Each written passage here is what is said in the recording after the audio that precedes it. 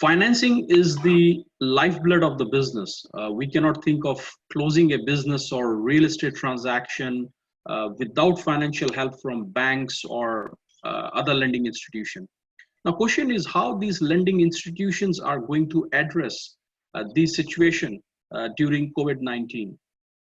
My name is Sarnail Singh. I'm President-elect of CCIM Central Canada chapter and agent in Home Life Maple Leaf. I specialize in selling commercial and residential real estate, serving in and around GTA. Today's topic of discussion is the impact of COVID-19 on commercial real estate financing. To discuss this, I have invited our guest, Sunil Sayal. He's the commercial account manager with National Bank of Canada, servicing GTA West, specializing in business and real estate financing. He has over 10 years of experience in business banking and have also worked with the American Express. Welcome, Sunil. Thank you, sir. Thanks for inviting me at this platform to discuss all these COVID-19 related and current outlook on the business and commercial banking. Right. Welcome. So my first question to you is, what's your view on current outlook of commercial financing during this pandemic? That's a good question. So I believe, like with most of the provinces opening up and showing up the positive signs to open slowly and gradually, I believe it's a positive outlook for everything, especially for commercial financing. There is some hesitation, but it depends on industry we are dealing in, specifically like dealing for finance or something. We are open. Personally, I am ready to discuss any kind of deal. Believe me, I'm getting more business opportunities now comparative to the market before COVID-19. Obviously, market behavior is changing, so we are, and we have to look every deal differently in this current market. We are more cautious, using different tools and different strategy to understand the prospect or potential business approach. Right. Now, is there any change in the qualification or eligibility process for commercial financing? Because if you look at the current scenario and what was it before March and what it is now, so do you see any change in the qualification, or is it going to be same, or if you can put a light on it? There is not much impact on standard guidelines for qualification and eligibility, but we have to understand that market behavior is changing. Right, due to this pandemic, most of non-essential businesses top line and bottom line is impacted very badly, especially, right, which may impact them for their qualification and eligibility for new finances. Similarly, for commercial investment real estate, we would definitely looking for strong tenant at this point of time, probably the essential business or maybe somebody who is running the business even in this COVID-19 situation. So not much difference, but yes, the things are moving from one industry to another one, from non-essential to essential. So focus is more diverting towards essential businesses now. Right. So which businesses are hit the most and will need more help to bounce back? In current situation, almost all the non-essential businesses, they impact badly, including retail store, tour and travel, hotel and motel, manufacturing of non-essential products. Almost everybody top line and bottom line is impacted this time, a bit or maybe more, right? It depends on business to business, people to people, but yes, almost everybody's got impacted badly. But I believe, like as per my understanding, is that small manufacturing units need more support to come back, as most of the time their cash flow stuck in either in inventory, receivables, and expensive equipments. So I think that they require more of some cash or maybe finance in the business, so that they can push it again to roll it back in the market. Right, right. And also, especially all the small businesses which are opening, after like 2 or 3 months of gap, they will need some fun. And I think it's a challenging situation for them. One is looking from a rental perspective, having some discussion with the landlord. and also if they have some loan which they are paying interest on it. And I'm sure the banks, they have come forward and they have given, they have deferred those payments for a few months. Yeah, that is true. Like most of the banks, they are helping their existing clients to deferring their monthly term loan payments. At least, like we defer for few clients, especially for those who are into manufacturing. So they have a term loan for equipment or term loan for the properties. So we defer their principal payment for 3 to 6 months, depend on case to case.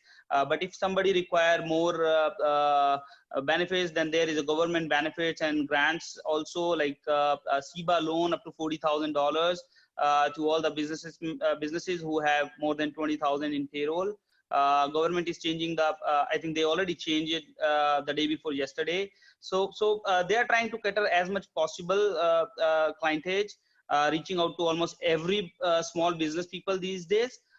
Plus they also running up other program for wage subsidy and rental subsidy. So I think government is trying to reach maximum people either through the banks or directly. And especially with us, like if there is an existing client who is looking for something in specific, then we have BDC and EDC tie up for those. So EDC is also helping us to provide a guarantee for big loans now. And we also partnered with BDC to help some big clients up to a couple of $1 million. So yes, there are all programs set it up. Okay. What are the opportunities and threat in this recovering phase, which the banks are facing at this moment, especially the NBC? I'm not sure if you remember our last discussion on business transfer deals. So in this recovery phase, you might see a lot of business changing ownership specifically, right? So there's an opportunity for those who have a good cash flow or maybe cash equity, so that they can leverage to buy some businesses which is in market for, like, cheap price or something. So there is an opportunity for everyone to look at those small deals where they can expect some good profit in return quickly. I have got few deals recently where new people are trying to get into the business. I mean, they were working or they were working as an employee in those businesses, now looking to buy over those businesses. And believe me, I'm frequently getting these deals from last few weeks. Also with recovery, new things are evolving, right? Somebody correctly said that necessity is the mother of invention. And with changing market behavior, lifestyle, and other necessary things in life, we need more inventions to cater us. There was article in March that Louis Vuitton starting manufacturing of sanitizers. So that is something new is happening in market, right? So similarly, I believe a lot of people are looking for those small opportunities in the new world, because we are diverting towards a new world. We have to live with this COVID-19 for a while, and we have to find out some opportunities.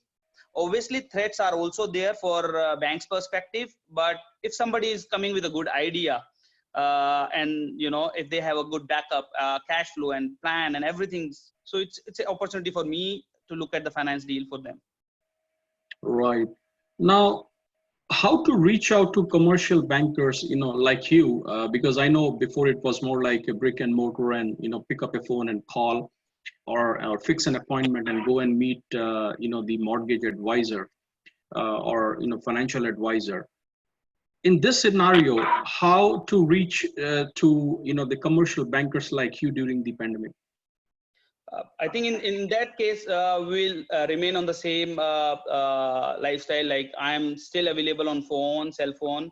The new addition is just a video conferencing. If I'm not available to see face-to-face meeting, then I'm available for video conferencing with me, or if required, I can add up other people for video conferencing if we require more expertise in this. But yes, I think soon, maybe somewhere in mid-June or something, we would be able to go and see client once again. So I'm open. Even today, I'm open. If somebody wants to give me a call to discuss about those opportunities, I'm available on phone and email ID.